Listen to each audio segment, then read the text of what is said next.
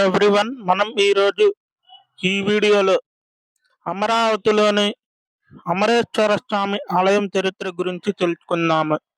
మరిన్ని వీడియోల కోసం మా ఛానల్ని సబ్స్క్రైబ్ చేయండి. ఆంధ్రప్రదేశ్ రాష్ట్రంలోని పల్నాడు జిల్లాలో ఉన్న ప్రాచీన పుణ్యక్షేత్రం అమరావతిలో జరిగే రథోత్సవం అంటే అమరలింగేశ్వర స్వామి రథోత్సవం ఎంతో చారిత్రక, ఆధ్యాత్మిక ప్రాముఖ్యత కలిగి ఉన్నది.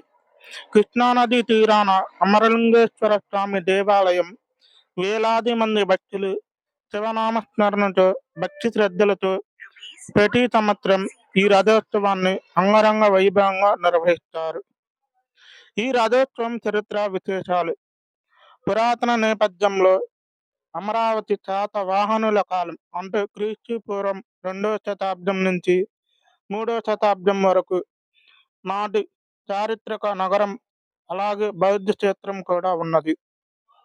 రథోత్సవం చరిత్ర ఏమిటంటే, మహాశివరాత్రి లేదా ఇతర విశేష పర్వదినాలలో అమరలింగేశ్వర స్వామి వారి ఆలయంలో ఉత్సవమూర్తులు భారీ అలంకరణ చేసి రథంపై ఉంచి వేలాది మంది భక్తులు రథం మోకును పట్టుకొని లాగుతారు.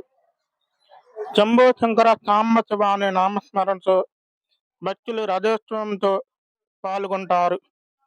ఈ వేడుకలో రాష్ట్ర మంత్రులు, ప్రజానికం పాల్గొని రథాన్ని ముందుకు లాగుతారు.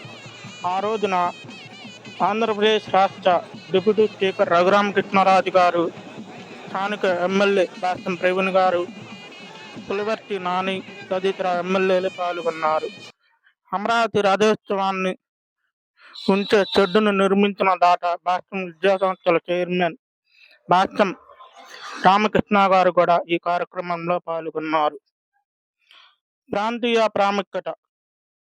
ఇది కేవలం ఒక ఉత్సవం మాత్రమే కాదు, అమరావతి యొక్క సాంస్కృతిక మరియు ఆధ్యాత్మిక వారసత్వాన్ని ప్రతిబింబించే చారిత్రక సాంప్రదాయం. అందుకే అమరావతి కొత్త రాజధానిగా నిర్ణయించిన తర్వాత పేరు పొందిన ఇక్కడ రథోత్సవం పురాతన ఆలయ సాంప్రదాయాలకు నిదర్శనంగా నిలుస్తుంది. మిత్రులారా, అమరావతి రథోత్సవం చరిత్ర గురించి విన్నారు కదా. మరిన్ని వీడియోల కోసం లైక్ చేయండి, షేర్ చేయండి, కామెంట్ చేయండి.